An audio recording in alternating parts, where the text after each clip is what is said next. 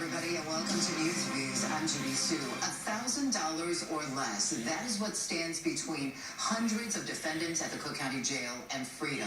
Now, Sheriff Tom Dart says he is writing legislation to end the cash bail system across Illinois. He says it's costly and ineffective. Civil rights advocates say those who are stuck in jail because they cannot pay are typically poor and minorities. And joining me to discuss the proposed legislation is Cook County Sheriff Tom Dart here this morning. Good morning, and thank you so much for joining us. Thanks for having me. Let's go ahead and lay out the landscape right now for everybody. What does our bail system look like right now when somebody is arrested for something?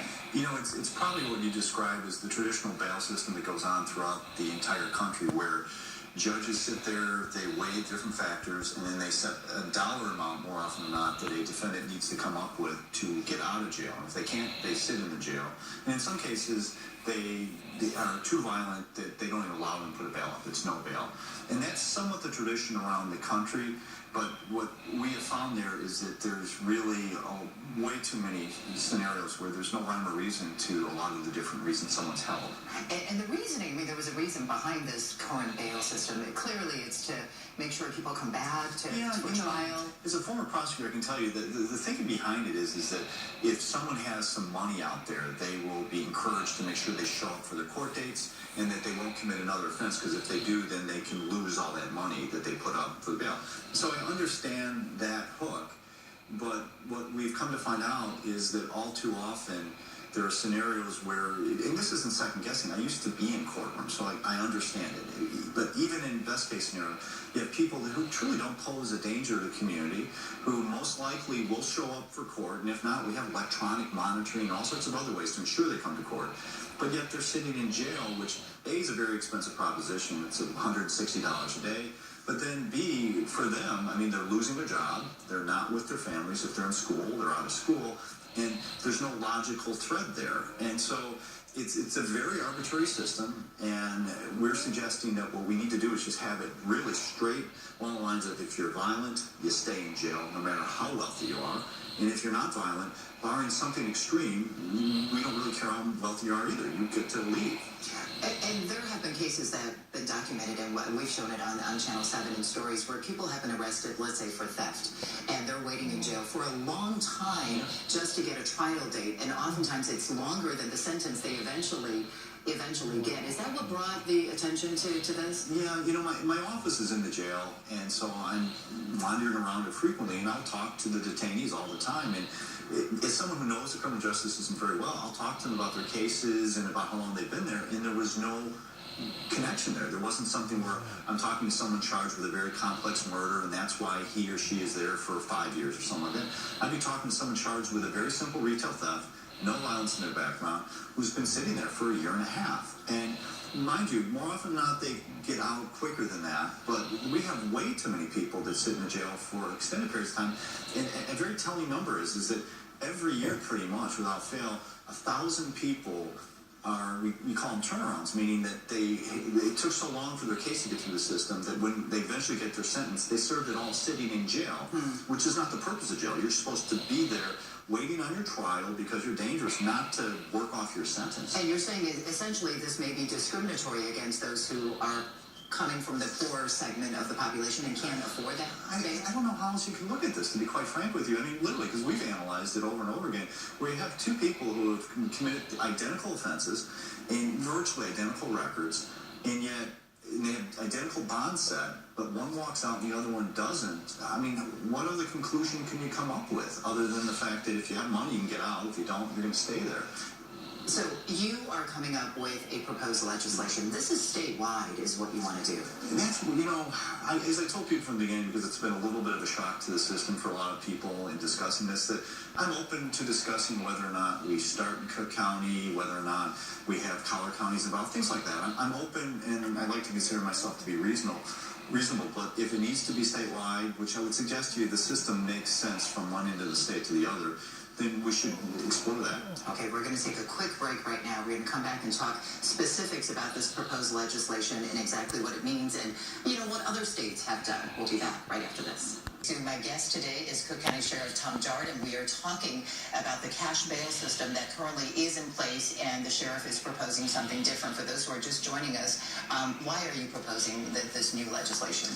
We're finding too many inequities, and frankly, on both sides of it too, where we find individuals charged with truly nonviolent offenses, no violence in their background, who sit in jail because they can't come up with $100 or $200. But on the other side of it too, we have numerous cases where people are charged with gun offenses. A judge will set a substantial bond, $100,000, meaning you got to come up with $10,000. They make it. And so we started, the gun offenders make these bonds and they get out. And we've studied numerous cases where a judge set a good, hard bond to a gun offender, but they make it.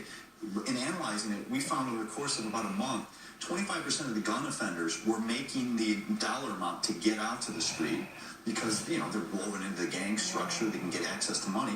But retail theft, the thieves that are stealing like a pack of gum, only 4% of them are getting out. So the dollar amounts were not meaning and translating into a safer community. It was the opposite. The gun offenders were finding the money and getting out, and we don't think they should. And the thieves are sitting in jail. And let's talk about the financial component to all of this. So how much is it costing the county to house somebody there awaiting trial, say, for a year? Yeah, that's the other part of this.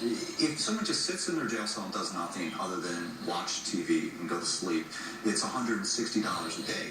But because we've been the dumping ground for the mentally ill, where it's about 25-30% of our population, those folks are much more expensive to house there. It's at least triple for people when we talk about medication, therapy, and all the rest of the things we work on. So when you have the wrong people in the jail, which I'd suggest to you, mentally ill people don't belong in jails, those are very expensive just fiscally, not just morally wrong. Fiscally, it makes no sense. But then when you're also housing poor people who are not dangerous to the community, that's costing the taxpayers ridiculous amounts of money. But let's talk about your proposed legislation. Given the changes that you want, is there an added cost to that as well? There would be, but the cost is nebulous in this sense of the word, that we are modeling this somewhat after Washington, D.C. They have about a $60 million budget. That's not what we need, because many of the components that Washington has, we already have in place with evaluations before they go in front of a bond judge. I run an electronic monitoring program already. So we have a lot of that in place. So the financial part won't be the overwhelming thing that might slow this down.